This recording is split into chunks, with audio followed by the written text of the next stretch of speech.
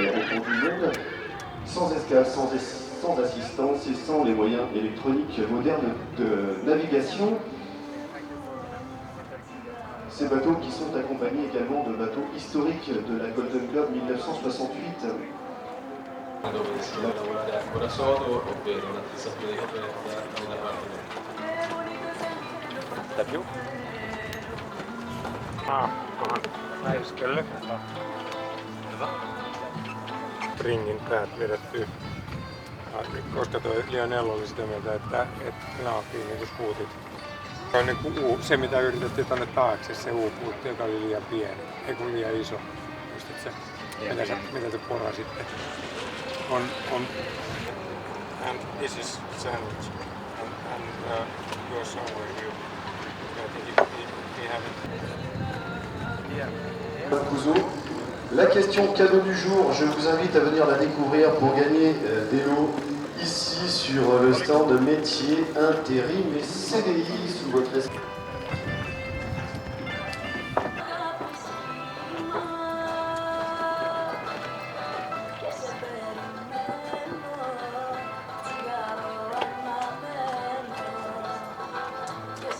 autour du monde. Eh bien, vous pourrez observer sur ce buffet le premier homme. Tapio. D'accord. Tapio. Deux. Ah d'accord. Ah oui, oui, oui. Une qui... Yeah. Oui, merci. Super. Bonjour. Bonjour. Bonjour. Ça fait partie des travaux d'avant-course. Oui, mais il y a le nom tu sais que c'est un bateau très lourd. Encore c'est...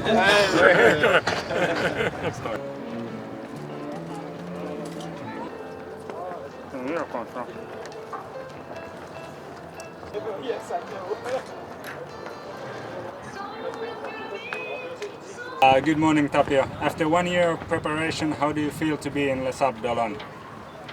Well, it feels like the party has begun. I'm really enjoying being here. It's a fantastic place, but at the same time we have a long to-do list, so it's a lot of work to be done still. How did you get this idea to take part of this race? Well, I read the books of Chichester and Moitissier and Robin Knox Johnston many decades ago, so it's a lifelong dream, and so this timing with having the second edition of the race now was perfect for me. One week before the start, how are you feeling? Well, I'm happy to be here and I'm anxious to get the race started. It will be fantastic to get sailing. Could you explain us what is the history of your boat? Well, this boat is probably the oldest one in the race. It was built in 1965 and it's designed by Olin Stevens and built by Cantiere Benello in Italy. It's a Gaia 36 is the type of the boat.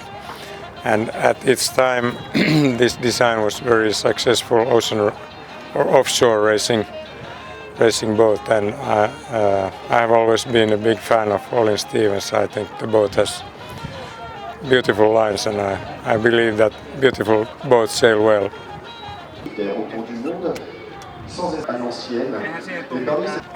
I have understood that you have made some big refurbishments on the boat. Could you tell us about it?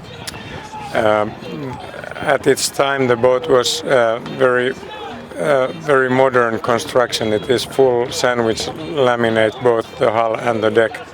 And when we got the boat back to Finland, it turned out that the deck and cabin were very badly delaminated, so we had to remove it all together, and we ended up doing a extremely thorough refit operation to the boat. So practically it's a totally new boat.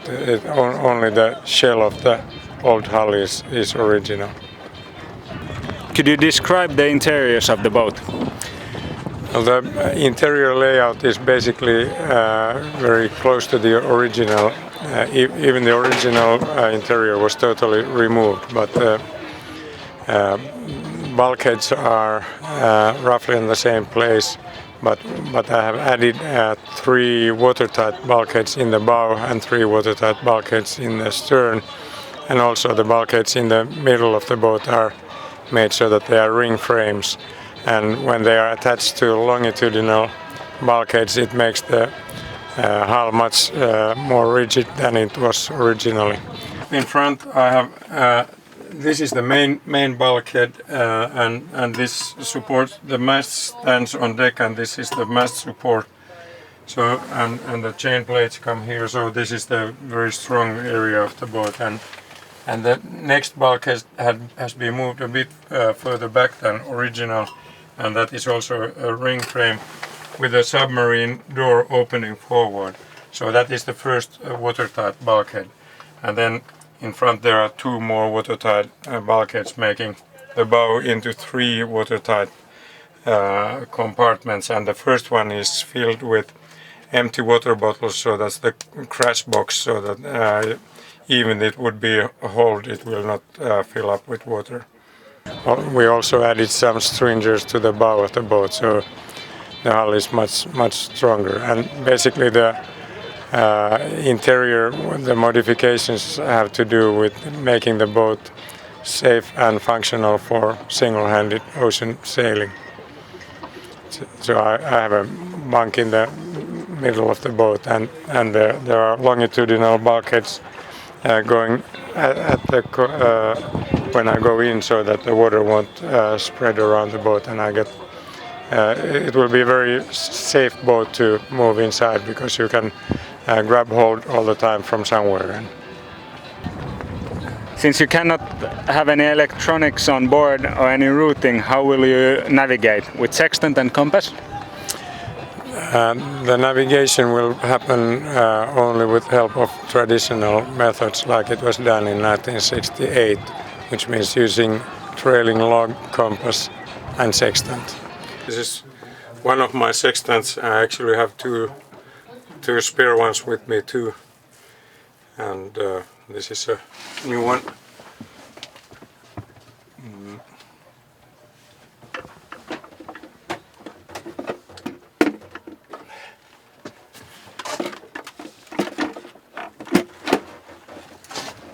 And this is the old-fashioned radio direction finder for finding radio beacons.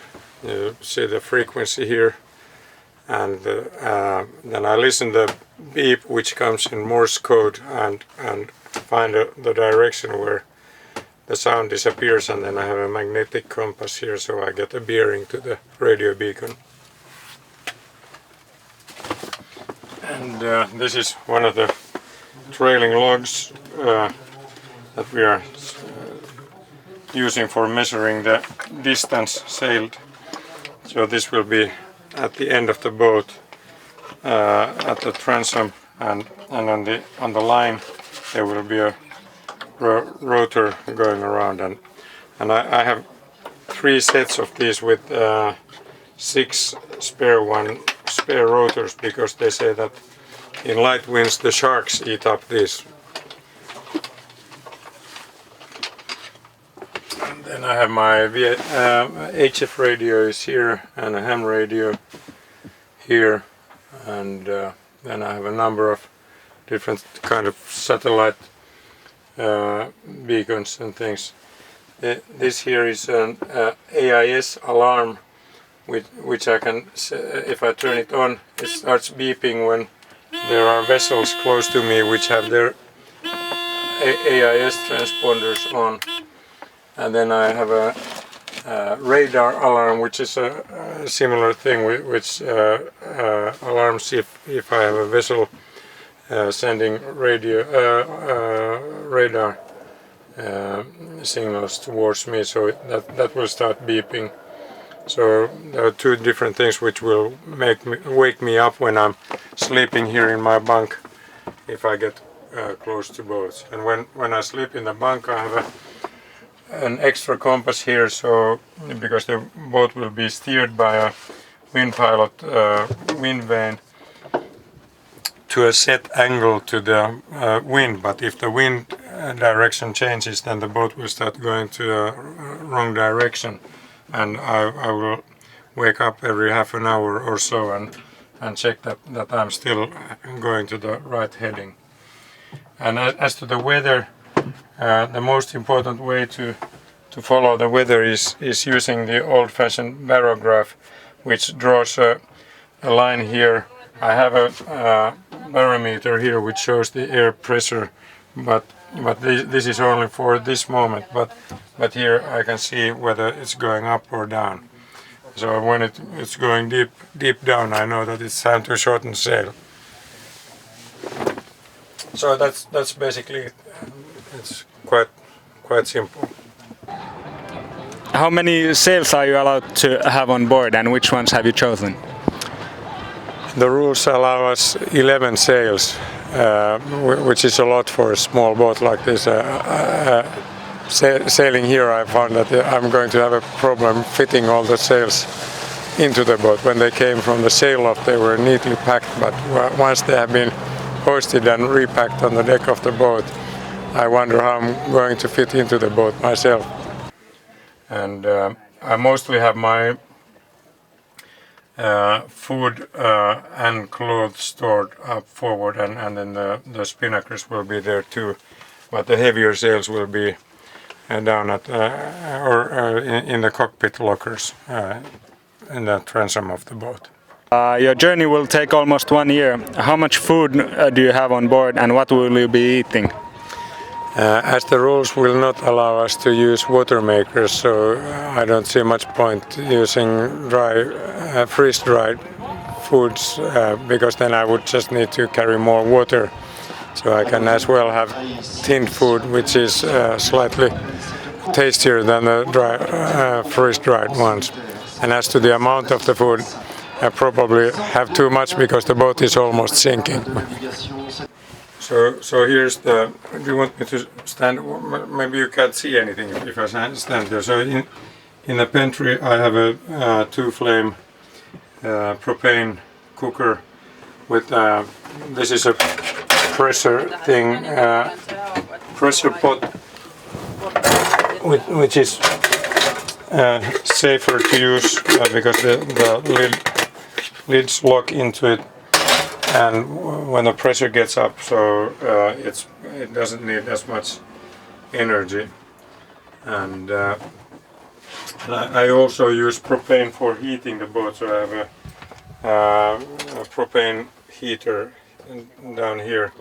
So when it gets wet and cold in the roaring 40s, I have Velcro around here, so I will close this opening, and also I will close this bulkhead here so that there will be a zipper.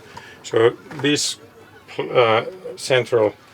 small central area, which is 190 long and about 2 meters wide, this I'm going to do my best to keep somewhat dry and somewhat warm, so that the navigation will be easier, and doing the chart work, and also of course sleeping a bit more comfortable. Thank you for taking the time with us. We will follow your journey online on GGR website, and good luck on the race. Thank you very much. A sailor always needs good luck.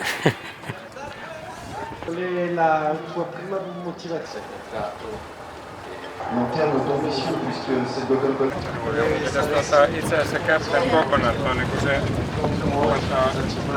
navigointikekki. Et le second, c'est à la fois un projet comme celui de pour réparer des bateaux. Voilà, on est réputé pour